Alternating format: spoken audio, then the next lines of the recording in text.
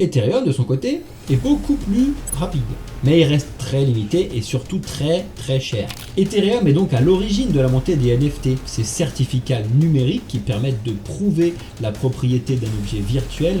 Malgré les améliorations apportées par les solutions de couche 2 comme Arbitrum, les frais sur Ethereum peuvent encore être prohibitifs en période de forte demande.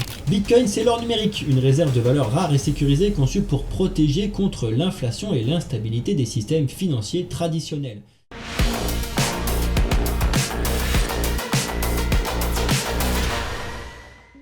Bitcoin, Ethereum, deux noms qui dominent l'univers des crypto-monnaies, deux visions radicalement différentes, mais un seul futur à conquérir. Alors lequel des deux s'imposera dans l'avenir? D'un côté, on a Bitcoin, la toute première crypto-monnaie qui a fonctionné, le pionnier, créé en 2009 par le mystérieux Satoshi Nakamoto, avec un objectif simple mais révolutionnaire, devenir une monnaie décentralisée et surtout une réserve de valeur intemporelle. Il est souvent appelé l'or numérique d'ailleurs. De l'autre côté, Ethereum, lancé en 2015 par un petit génie de l'informatique, Monsieur Vitalik Buterin, à seulement 16 ans à l'époque, une plateforme programmable qui ne se limite pas simplement au paiement, mais qui ambitionne tout simplement de devenir l'ordinateur mondial. Ethereum, c'est donc la colonne vertébrale de la finance décentralisée, des NFT et des applications décentralisées.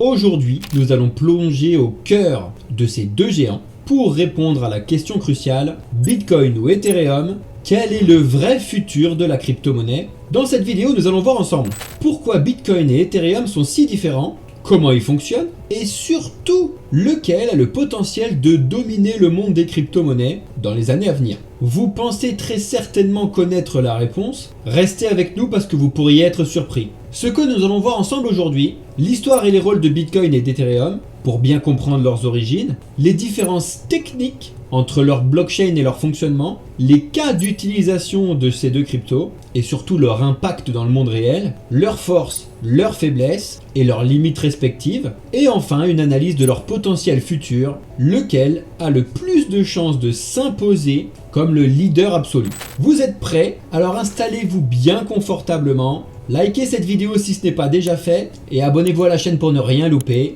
Maintenant, plongeons ensemble dans le duel ultime entre Bitcoin et Ethereum. Alors, pour comprendre le duel entre Bitcoin et Ethereum, il faut d'abord revenir à leurs origines. Ces deux crypto-monnaies ont des visions très différentes, mais chacune répondent à un besoin spécifique. Alors, commençons par Bitcoin, le pionnier. Bitcoin a été créé en 2009 par une personne ou un groupe de personnes utilisant le pseudonyme de Satoshi Nakamoto. Son but était simple mais révolutionnaire, créer une monnaie numérique totalement décentralisée qui ne dépendait ni des banques, ni des gouvernements. D'ailleurs, voici le tout premier message officiel de Satoshi Nakamoto publié sur un forum de cryptographes le vendredi 31 octobre 2008 à 14h10 précise. Et voici également le white paper officiel qui l'a accompagné donc dans son mot originel. En d'autres termes, Bitcoin est une réponse directe aux failles du système financier traditionnel,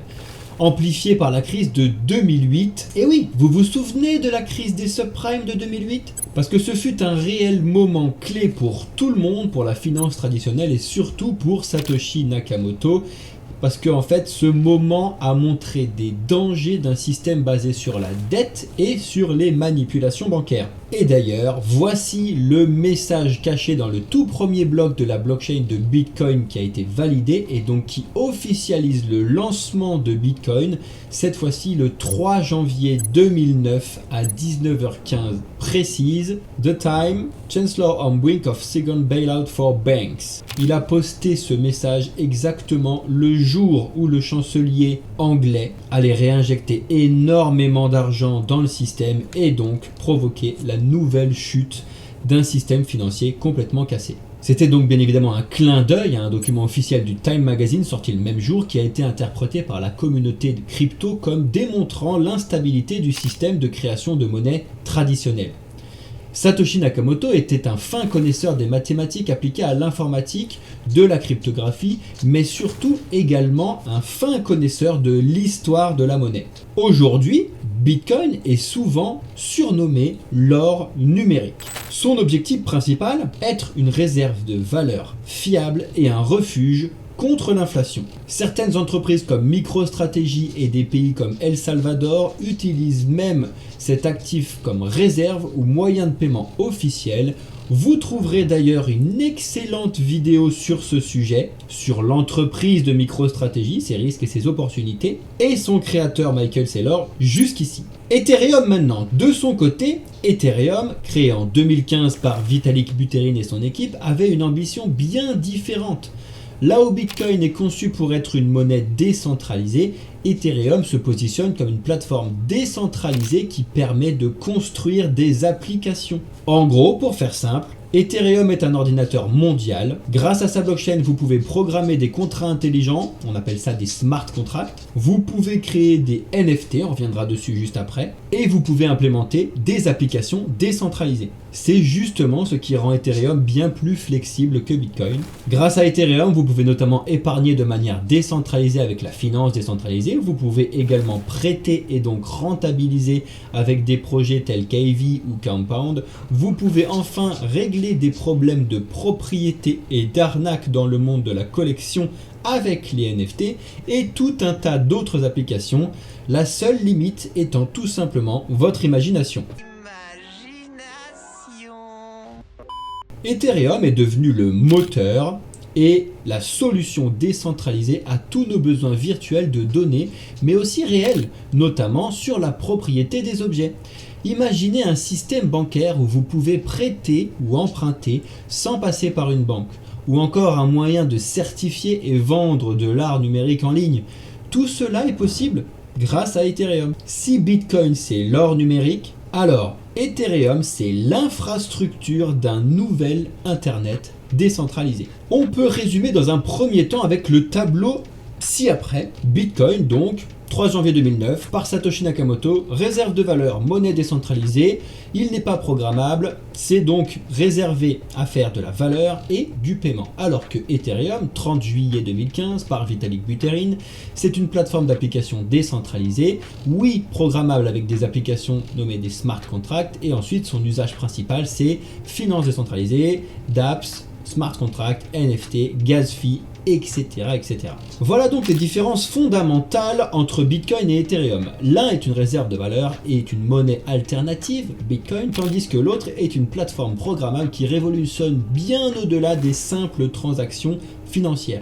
Mais pour comprendre pleinement ces deux géants, il faut aller plus loin. Comment fonctionne leur blockchain et quels sont leurs atouts techniques et surtout pourquoi Ethereum est souvent considéré comme une évolution de Bitcoin. On plonge maintenant dans les aspects techniques, mais bien évidemment encore une fois très simplifié, que tout le monde puisse comprendre et l'expliquer à votre famille, vos amis, votre grand-mère, simplement. Maintenant que nous avons vu les origines et les rôles de Bitcoin et d'Ethereum, il est temps d'aller plus en profondeur. Dans cette partie, on va comparer leurs aspects techniques pour mieux comprendre comment fonctionne leur blockchain et en quoi elles sont si différentes. Mais juste avant que tout le monde comprenne bien le mot blockchain, la blockchain c'est tout simplement un grand carnet avec une liste de transactions entre deux personnes.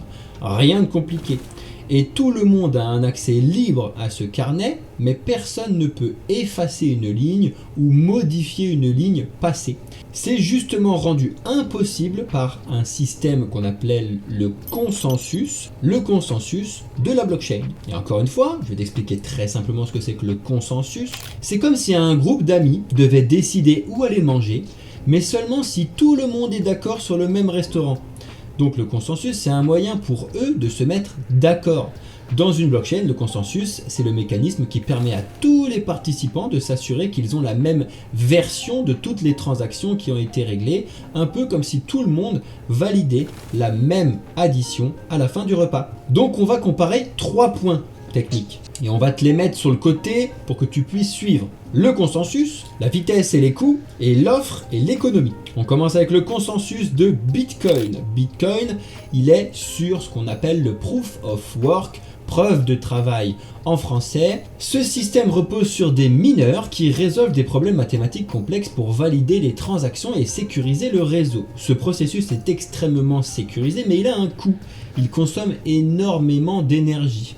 En 2022, la consommation énergétique de Bitcoin était comparable à celle de l'Argentine. Ça, c'est obligatoirement ce que vous entendez à la télévision et à la radio. Mais quel est le but de comparer la consommation d'un pays avec un système de paiement interplanétaire? Il ne vaudrait pas mieux plutôt de comparer ce qui est comparable, à savoir la consommation du Bitcoin versus la consommation des échanges monétaires mondiaux. Là, c'est logique.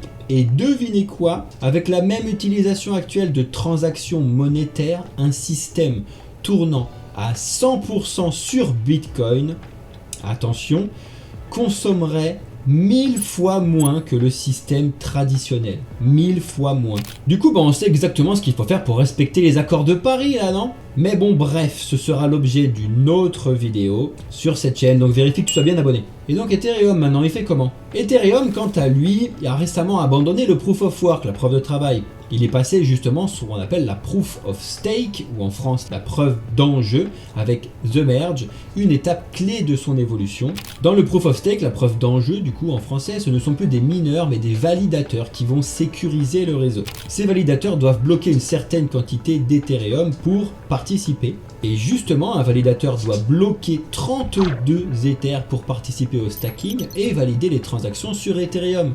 Ce système consomme donc beaucoup moins d'énergie tout en offrant un haut niveau de sécurité. Pourquoi Ethereum n'est-il tout simplement pas au-dessus de Bitcoin, sachant tout ça alors? Donne-moi ton avis en commentaire, parce que là on devrait avoir un joli petit combat entre les maxi Bitcoin et les autres. La question que je vous pose, c'est qui gagnera la palme du meilleur commentaire explicatif de son point de vue. On passe à la vitesse et au coût. Bitcoin, lent et cher parfois. Bitcoin pourrait traiter environ 7 transactions par seconde, ce qui est relativement lent. Les frais de transaction varient, mais ils augmentent considérablement en période de forte demande. En moyenne, la résolution d'un bloc de Bitcoin avec donc beaucoup de transactions à l'intérieur, c'est en moyenne 10 minutes pour la résolution. Ce qui signifie que si tu utilises Bitcoin directement, en moyenne, ta transaction mettra 10 minutes à arriver à celui à qui tu l'as envoyé. Maintenant, il existe des alternatives qui sont bien plus rapides que de payer sans contact avec ta carte bancaire du monde réel dans lequel tu vis. Et là, je peux te parler 2 secondes du Lightning Network, mais bon, c'est pas l'objet de cette vidéo, on en fera une autre là-dessus. Ethereum, de son côté, est beaucoup plus rapide, mais il reste très limité et surtout très cher. Ethereum, quant à lui, est capable de traiter 30 transactions par seconde, mais les frais restent un problème majeur, surtout en période de forte utilisation. Cependant, des solutions comme Arbitrum ou Optimism, que tu as peut-être entendu parler, qui sont des solutions donc de couche 2 en dessous d'Ethereum, qui sont donc dépendantes d'Ethereum, permettent d'améliorer la vitesse et réduire les frais, rendant donc Ethereum et l'écosystème Ethereum bien plus accessibles. Il y a une réelle bataille de rapidité dans le monde de la blockchain, mais il ne faut surtout pas toucher à la décentralisation ni à la sécurité. C'est très important, c'est donc le fameux trilemme de la blockchain: rapidité, décentralisation, sécurité. Donc en fait, en soi, là, au moment de la vidéo, ni l'un ni l'autre est optimum. Mais par contre, en termes de sécurité et de décentralisation, on ne pourra jamais, j'ai bien dit jamais, faire mieux que Bitcoin. On passe donc à l'offre et à l'économie. L'un des aspects les plus célèbres de Bitcoin est son offre limitée. Il n'y aura jamais plus de 21 millions de Bitcoin en circulation. Cela en fait un actif rare, donc comparable à l'or. Cette rareté contribue à son rôle de réserve de valeur et de barrière sérieuse à l'inflation. Ethereum, de son côté, il n'a pas de limite stricte de son offre. C'est-à-dire qu'il peut y en avoir un maximum, une infinité de jetons Ethereum. Cependant, depuis la mise à jour qui s'appelle EIP 1559 qui a été réalisée en 2023 par les développeurs, une partie des frais de transaction maintenant sont brûlés. C'est-à-dire que une certaine partie donc des jetons Ethereum sont brûlés plus on utilise Ether. Donc ça réduit ainsi l'inflation du réseau et ainsi maintenant plus le réseau Ethereum est utilisé, moins d'Ethereum il existera. En théorie, Ethereum pourrait devenir déflationniste, ce qui renforcerait sa valeur au fil du temps. On résume la comparaison du coup. Bitcoin consomme de l'énergie verte, avec la plus importante sécurité et décentralisation au monde. Ethereum consomme moins sur le papier, mais a dû laisser obligatoirement un petit peu de décentralisation. Bitcoin est lent, malheureusement, actuellement, et un petit peu cher, mais les transactions de réserve de valeur bat quand même toute opposition sur la finance traditionnelle, ça bat l'or à plate couture. Ethereum est un petit peu plus rapide, mais très cher, et plus il est utilisé simultanément, plus il est cher. Enfin, Bitcoin a une offre complètement limitée, et ça ne changera jamais, c'est impossible, d'accord? Tandis qu'Ethereum est censé être devenu déflationniste depuis 2023. Mais quel en est son avenir proche et lointain? Vraie bonne question. Bitcoin a été conçu pour des transactions simples et son langage de script est volontairement limité pour des raisons de sécurité. Ethereum est conçu pour être programmable, lui.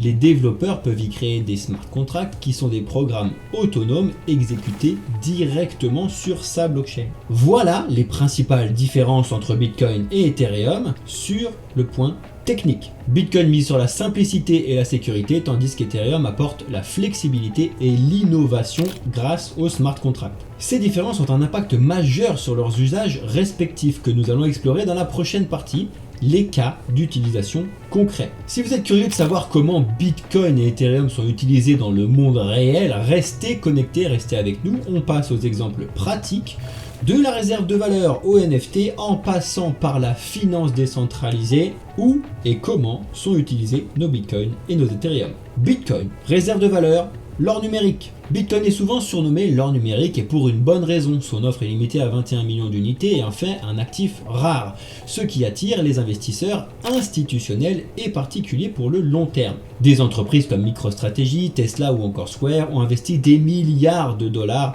en Bitcoin pour se protéger contre l'inflation et surtout contre la dévaluation des devises traditionnelles, le dollar, l'euro. Avec l'avènement des ETF, donc des fonds de placement en Bitcoin, ce n'est pas seulement les entreprises qui valident Bitcoin, c'est les institutionnels et maintenant c'est même les gouvernements directement. C'est donc acté, Bitcoin est une réserve de valeur. Un moyen de paiement également, une monnaie à en devenir. Bitcoin est également utilisé comme moyen de paiement dans certaines régions du monde de façon officielle. Je dis officiellement parce que officieusement, tout le monde actuellement en tant que personne peut décider de payer en Bitcoin et c'est bien moins compliqué que ce qu'il paraît ou même que le système de paiement bancaire traditionnel. Mais officiellement, par exemple, El Salvador l'a adopté comme monnaie officielle en 2021, une toute première mondiale. Bien que cette adoption ait suscité les débats, elle montre le potentiel de Bitcoin en tant qu'alternative aux devises traditionnelles. Donc au Salvador, aucun magasin, artisan, commerçant ne peut refuser à quiconque de payer en Bitcoin. Vu que c'est une monnaie reconnue nationalement, ils sont obligés de l'accepter. HODL, une stratégie très répandue. Tu as obligatoirement vu quelque part cet anagramme HODL qui a pour l'anecdote, du coup c'était une erreur de frappe d'un journaliste qui souhaitait écrire HOLD, donc pour retenir, hold, ou garder en français.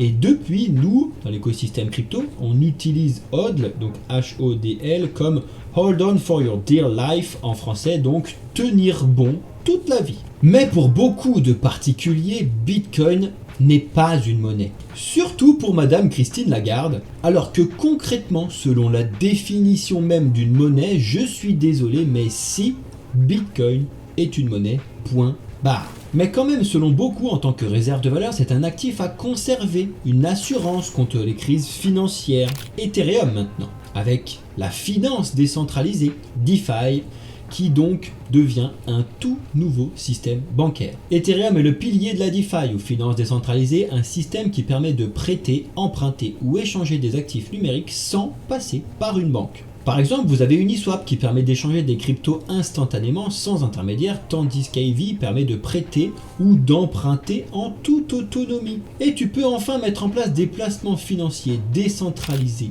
rentables et intéressants sur le long terme avec des rendements d'environ 10% avec un risque modéré, 10% annualisé. Autre application, les NFT, révolution culturelle. Avant toute chose, je dois obligatoirement dire à tous ceux qui regardent cette vidéo, non, des NFT, ce ne sont pas des singes en images. NFT, c'est Non-Fungible Token, c'est donc un token, une crypto comme Bitcoin, sauf que l'on y a rajouté la différenciation. Pour comparer à Bitcoin, c'est comme s'il y avait une façon de savoir que tel Bitcoin est le tout premier et tel Bitcoin est le millième et tel Bitcoin est le 1 millionième. Actuellement, que ce soit le tout premier Bitcoin ou le tout dernier Bitcoin, un Bitcoin reste un Bitcoin et donc c'est fongible. Donc Bitcoin est un FT. Fungible Token. Avec maintenant cette notion de non-fungible token en tête, tu dois absolument donc comprendre que absolument tout le numérique et même le réel a besoin de cette technologie. Voilà, point. Ethereum est donc à l'origine de la montée des NFT, ces certificats numériques qui permettent de prouver la propriété d'un objet virtuel comme une œuvre d'art, une vidéo ou même un tweet. Ça met donc la notion de propriété dans Internet. Si tu entends parler du Web 3, c'est parce qu'en fait, tu peux lire, ça c'était le Web 1. Ensuite, tu as pu écrire, ça c'était le Web 2. Et maintenant, ce que tu peux lire et écrire, tu peux avoir la propriété de ce que tu as fait sur Internet. Et là, donc, avec cette notion de propriété, c'est ce qu'on a appelé le Web 3. Tu vois, c'est pas si compliqué en fait tous ces mots-là quand on s'y intéresse 2 secondes. Après oui, il y a des NFT qui sont des singes virtuels qui se vendent à des sommes astronomiques. Ces NFT ont révolutionné l'art numérique et ouvert la voie à une nouvelle économie créative. Autre application d'Ethereum, c'est justement les applications décentralisées, ce qu'on appelle les dApps. Et là, on va au-delà de la finance. Ethereum est aussi la plateforme principale pour les dApps, des applications décentralisées qui touchent à tout, le gaming en passant par Axie Infinity, à l'immobilier virtuel en passant sur des plateformes comme Decentraland par exemple. Actuellement, tout ce que tu peux penser sur Internet peut être adapté en smart contract et donc validé, sécurisé et décentralisé par une blockchain. Donc concrètement, on fait le bilan des cas d'utilisation de la vie réelle. Bitcoin, en termes de réserve de valeur, c'est le principal usage, alors que Ethereum, oui, mais c'est secondaire. En termes de paiement, Bitcoin il est clairement en expansion, alors que Ethereum c'est rarement utilisé comme paiement. Ce qui concerne la finance décentralisée, pour Bitcoin c'est pas encore disponible, alors que c'est prédominant sur Ethereum. Pareil pour les applications décentralisées, prédominant chez Ethereum et pas encore disponible sur Bitcoin. Et en termes d'échange décentralisé, pour Bitcoin, c'est les valeurs mêmes de Bitcoin, alors que pour Ethereum, en termes d'échange décentralisé, c'est pas ce qui est recherché par ceux qui vont développer. Bitcoin, simple et sécurisé, réserve de valeur éprouvée, adoption croissante par les institutionnels, les entreprises et les gouvernements, mais l'utilisation réelle dépend complètement de son adoption. Ethereum, flexibilité infinie grâce à ses smart contracts, écosystème en pleine croissance, finance décentralisée, NFT, métavers, etc. C'est une plateforme pour l'innovation technologique, mais au vu des frais très élevés actuellement, il y a une énorme compétition, notamment avec le projet Solana. Pourquoi ces différences sont si importantes? Ces différences expliquent pourquoi Bitcoin et Ethereum ne sont pas vraiment en compétition, mais plutôt complémentaires. Et oui, ça c'est important. Bitcoin est une réserve de valeur, est une alternative monétaire, tandis qu'Ethereum est un écosystème qui révolutionne bien au-delà de simplement le système financier. Maintenant que vous comprenez comment Bitcoin et Ethereum sont utilisés dans le monde réel, il est temps d'explorer leurs forces et faiblesses respectives. Quels sont leurs atouts? Quelles sont leurs limites? Et surtout, quelles sont les menaces qui pourraient remettre en cause leur position dominante actuellement? On voit ça tout de suite dans la prochaine partie. Maintenant donc que nous avons exploré leurs origines, leur technologie et leurs cas d'utilisation dans la vie réelle, il est temps de comparer leurs forces et leurs faiblesses. Quels sont les atouts qui font que Bitcoin et Ethereum sont des géants de la crypto? Quelles sont leurs limites? Vous allez voir, finalement, c'est pas si simple que ça. Les forces de Bitcoin, d'abord. Sécurité et simplicité. Bitcoin repose sur une architecture simple mais ultra sécurisée. Avec plus de 10 ans d'existence sans faille majeure, il est considéré comme l'une des blockchains les plus robustes au monde. Rareté et effet de réseau. Avec une offre limitée à 21 millions, Bitcoin est rare par nature, et cette rareté qui lui permet d'être comparé à l'or et de jouer un rôle de réserve de valeur. De plus, Bitcoin bénéficie d'un effet de réseau massif, c'est le plus connu, le plus adopté et le plus utilisé actuellement, surtout comme réserve de valeur. Adoption institutionnelle, entreprises, gouvernement, croissant. Ces dernières années, les entreprises comme Tesla, MicroStrategy ou des fonds comme BlackRock ont adopté Bitcoin, augmentant donc sa crédibilité auprès des investisseurs institutionnels. Et maintenant, c'est les États-Unis directement qui valident et utilisent Bitcoin avec Donald Trump. Les forces d'Ethereum maintenant. Programmabilité infinie. Là où Bitcoin mise sur la simplicité, Ethereum brille par sa programmabilité. Les smart contracts permettent de créer des applications infiniment flexibles sur la blockchain. Un écosystème en pleine croissance. Ethereum est au cœur de plusieurs révolutions, DeFi, NFT, applications décentralisées. Cet écosystème dynamique attire les développeurs du monde entier. Ethereum et son langage de programmation actuellement appris dans aucune école a permis de créer énormément de travail dans le monde entier et rémunère extrêmement bien. D'ailleurs, justement, je t'explique ça tout de suite, un bon développeur sur Ethereum peut aisément gagner plus de 5000 € net par mois en France. Transition énergétique avec le Proof of Stake. Avec son passage au Proof of Stake, donc à la preuve d'enjeu, Ethereum a réduit de 99% sa consommation énergétique, ce qui le rend plus durable mais conforme aux attentes des régulateurs et des investisseurs responsables. Mais gardez à l'esprit que Bitcoin et Ethereum en termes d'utilisation sont complètement différents. Donc, il faut bien comparer ce qui est comparable en termes de consommation électrique. Les faiblesses de Bitcoin maintenant. Manque de flexibilité. Bitcoin a été conçu pour être une monnaie et une réserve de valeur, mais cela limite ses cas d'utilisation. Contrairement à Ethereum, qui n'est pas programmable, il ne peut pas supporter des applications complexes. C'est pour le coup tout le dilemme de Bitcoin actuellement en 2025.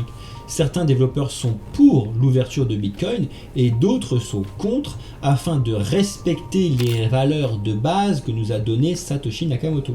Vitesse et frais de transaction. Avec seulement 7 transactions par seconde, Bitcoin est lent.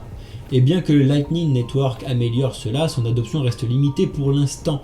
Mais les solutions sont actuellement en développement et c'est réellement utilisable concrètement tout de suite. Aujourd'hui, tu peux y aller. Critique environnementale. Bien que Bitcoin soit sécuritaire, son système de Proof of Work consomme énormément d'énergie, ce qui suscite les critiques, notamment dans le monde de plus en plus axé sur la durabilité. Savoir quand même que plus de 60% de la production d'électricité consacrée à Bitcoin est de l'énergie verte, voire perdue, et donc inverse directement les ondits, d'accord, les ondits, en devenant directement bon pour la planète. Les faiblesses d'Ethereum maintenant. Complexité et risque. Avec sa grande flexibilité vient une complexité accrue. Les smart contracts, bien que puissants, sont souvent vulnérables aux bugs et aux attaques. Vous avez beaucoup entendu parler des hacks et des vols, cela est arrivé sur les applications sous Ethereum, alors que ça n'est absolument jamais arrivé sous et sur Bitcoin. Le coût très élevé des transactions. Malgré les améliorations apportées par les solutions de couche 2 comme Arbitrum, les frais sur Ethereum peuvent encore être prohibitifs en période de forte demande. Cela lance une concurrence rude dans l'écosystème des crypto-monnaies et la concurrence est exceptionnelle pour le respect de la pensée économique autrichienne. Voici d'ailleurs de nouveau une excellente vidéo à ce sujet si ça t'intéresse sur notre chaîne bien évidemment. Concurrence énorme et croissante. Ethereum fait face à une concurrence féroce de blockchains comme Solana, Avalanche ou Cardano pour ne citer que, qui se présentent comme plus rapides et moins chers. Comparaison finale, force, faiblesse, Bitcoin, Ethereum. Bitcoin sur la sécurité c'est tout simplement le meilleur, alors qu'Ethereum est seulement très bon. Sur la programmabilité, Bitcoin c'est pas encore possible, alors que sur Ethereum c'est infini. En ce qui concerne la consommation, c'est élevé, mais attention, faut comparer ce qui est comparable, alors que sur Ethereum c'est faible, mais du coup ils ont laissé de la décentralisation et des valeurs même de Satoshi Nakamoto. En ce qui concerne les coûts de transaction, pour Bitcoin c'est moyen, alors que sur Ethereum c'est élevé. En ce qui concerne l'écosystème, Bitcoin il est simple, efficace, alors qu'Ethereum est dynamique. En ce qui concerne l'avenir, Bitcoin c'est absolument incontestable, son avenir incontestable, Bitcoin sera là d'accord. On ira chercher les 1 million de dollars, tu verras. Alors que Ethereum est une très grosse concurrence à côté de lui. Vous voyez donc que Bitcoin et Ethereum ne sont pas du tout en compétition directe. Ils répondent à des besoins différents. Bitcoin excelle comme réserve de valeur et monnaie numérique, tandis qu'Ethereum est une plateforme d'innovation propulsant la finance décentralisée, les NFT, et bien plus encore. Mais maintenant, la question que tout le monde se pose, entre ces deux géants-là, qui a le plus de potentiel pour dominer le marché de la crypto-monnaie? Bitcoin ou Ethereum? Restez avec nous, parce qu'on va explorer ça tout de suite dans la prochaine partie. Après avoir exploré leurs origines, leur technologie, leurs cas d'utilisation et leurs forces et faiblesses, il est temps de répondre à la grande question. Entre Bitcoin et Ethereum, qui a le plus de potentiel pour dominer l'avenir de la crypto-monnaie? Et vous allez voir, encore une fois, la réponse elle est clairement pas si simple. Bitcoin d'abord, c'est donc, et on le répète, une réserve de monnaie internationale et universelle. Bitcoin a un avantage unique, il est la toute première crypto-monnaie et reste la plus connue. Sa rareté et sa sécurité en font une réserve de valeur attractive, souvent comparée à l'or, même une amélioration de l'or, pour certains, c'est mieux que l'or sur tous ces points. Certains experts prédisent que Bitcoin pourrait atteindre une capitalisation similaire à celle de l'or d'ici la fin de cette décennie. Cela amène Bitcoin à bien évidemment plus d'1 million de dollars par Bitcoin. Adoption institutionnelle et législative. Avec des pays comme le Salvador qui adoptent Bitcoin comme monnaie officielle et des entreprises comme BlackRock, Tesla, etc. qui lancent donc aussi des ETF Bitcoin, il est clair que Bitcoin s'impose de plus en plus dans le paysage économique mondial. Et maintenant, avec l'arrivée de Donald Trump à la Maison Blanche, ça ne peut absolument pas reculer maintenant. Simplicité et stabilité dans son rôle. Bitcoin a un rôle simple mais clair, être une réserve de valeur et un moyen de paiement décentralisé. Cette simplicité est sa force. Il ne cherche pas à être tout pour tout le monde, mais tout simplement à exceller dans son domaine. Limite quand même le manque d'innovation. La seule vraie limite actuelle, son manque de flexibilité, peut être une faiblesse. Bitcoin restera probablement limité à son rôle de réserve de valeur, ce qui pourrait réduire sa pertinence à mesure que l'écosystème crypto évolue. Ethereum maintenant, cette fois-ci une plateforme pour l'innovation.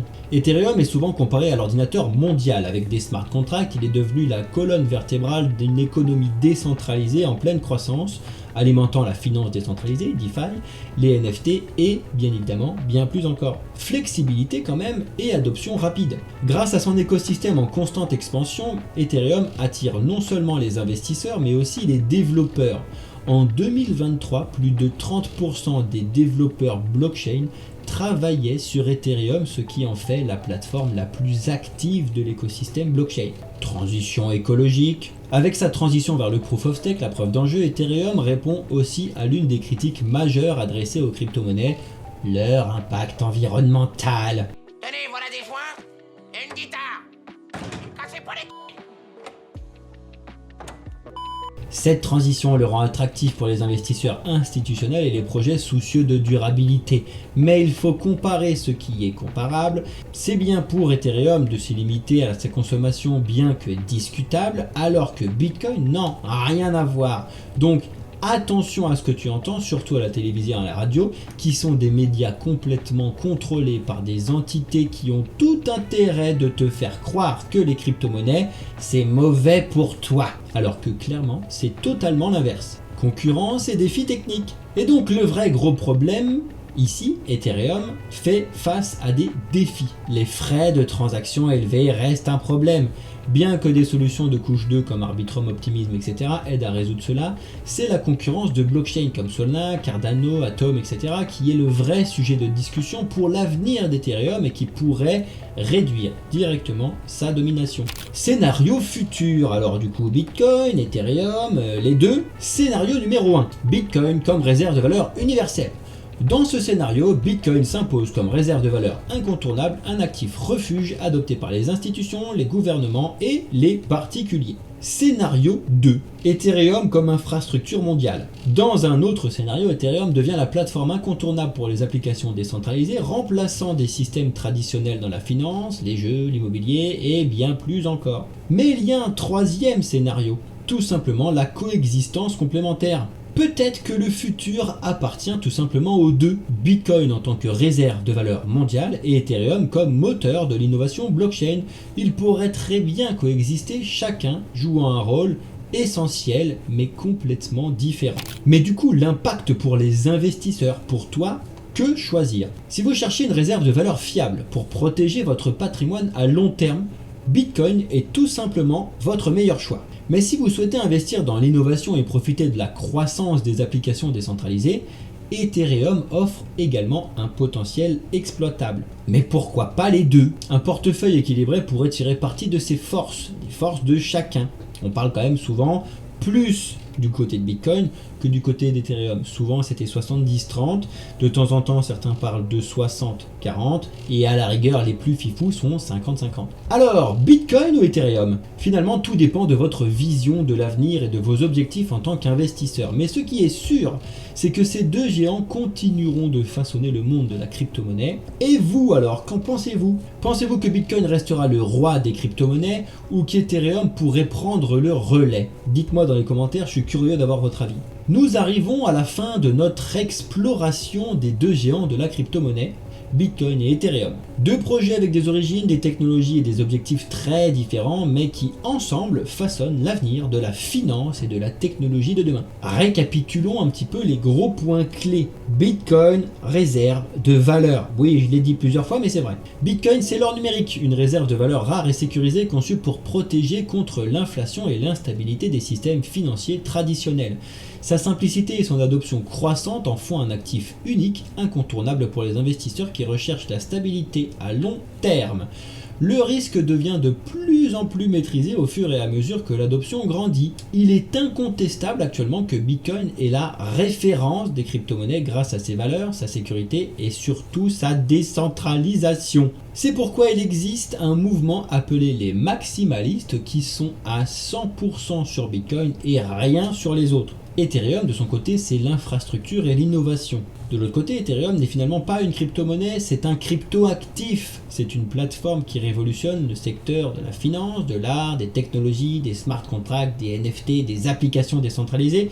C'est le moteur d'un écosystème dynamique en constante évolution. Deux visions donc complémentaires. Bitcoin et Ethereum ne sont pas forcément en concurrence, au contraire ils répondent à des besoins différents, Bitcoin comme réserve de valeur mondiale et Ethereum comme infrastructure pour l'innovation décentralisée.